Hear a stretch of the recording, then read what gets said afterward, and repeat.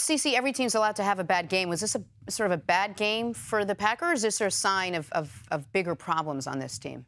Well, if they don't get their left offensive tackle, starting offensive tackle, and right offensive tackle back, both of them inactive for the game, this is what I expected. Also, let's not forget the opening of the Mercedes-Benz in Atlanta. Like, this was the opening of a new stadium, Sunday Night Football. It's not a great matchup, for Green Bay, especially with their offensive line being banged up, because they're going to be one-dimensional.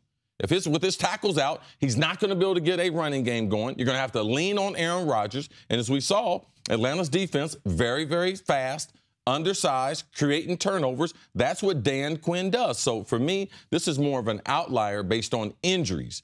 Injuries dictate how a team can perform on Sundays. And that's what Green Bay, they were so limited going into this game of what they could do. But the injuries should have been what hurts the Packers offense, not what hurts the Packers defense. I am so... Well, they lost their nose tackle, Daniels, so hamstring in the first quarter. Mike Daniels, correct. Yes. That was their one significant defensive injury. The tackles on offense, obviously, are an offensive injury. I am so frustrated with the way the Green Bay Packers are run.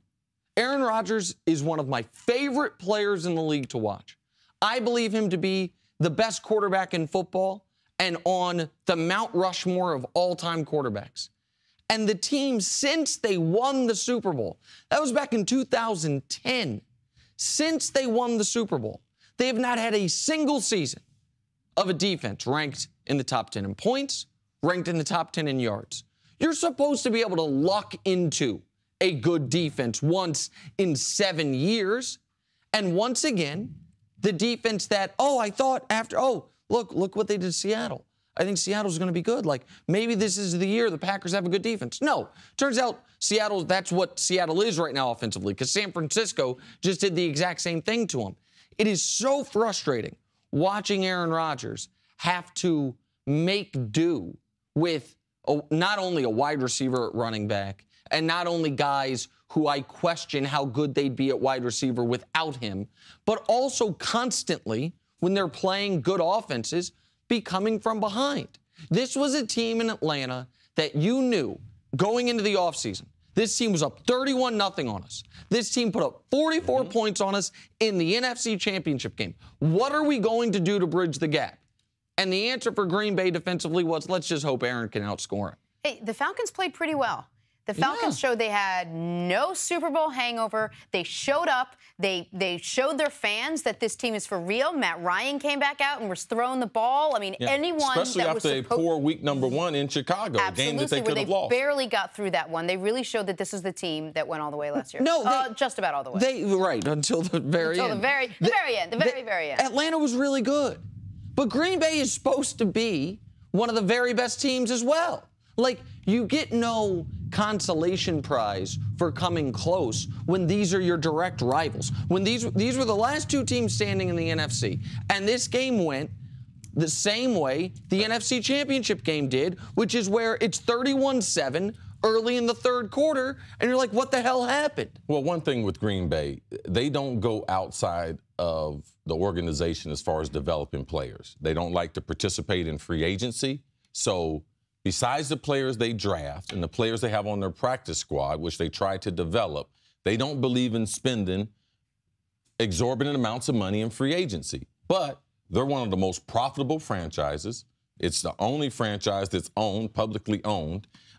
Their ability to be able to get people in a friendly salary cap because they can give them a large signing bonus.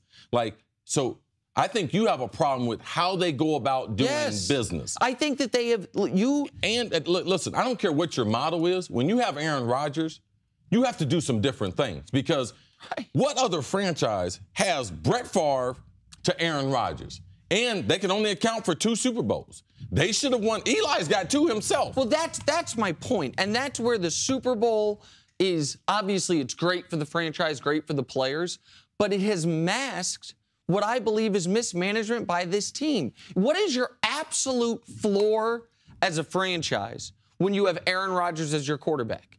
It's 10 games. It's a 10-win season. Yes. And they are bouncing around 9, 10, 11 wins every season and then hoping Aaron Rodgers makes magic in the postseason.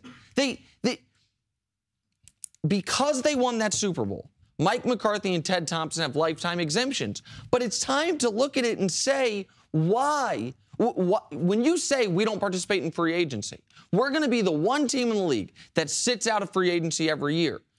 If you're going to take that path when no one else is, it better be the right path. And we have no evidence it's the right path. They are a good team because they have the best player in the league. One thing I wish they would have looked at this offseason and taken a move out of Minnesota's playbook when they signed Favre from the Jets, they should have looked at Adrian Peterson. Then they could have left the wide receiver at wide receiver instead of playing him at tailback. So imagine this. Adrian Peterson is a tailback. The tailback they have now, number 88, we're going to move him to a slot receiver with Cobb, with Jordy, with Bennett. Right. Now, that's a scary football team. It's just the fact that we know, we can name off the top of our head, who are the Packer free agent acquisitions of note in the last 10 years? It's like, oh, they got Julius Peppers that one time. They brought in Martellus Bennett this year. Their second biggest free agent acquisition this offseason was Devon House, who used to be on your team till you let him go. You weren't, they weren't that close last year.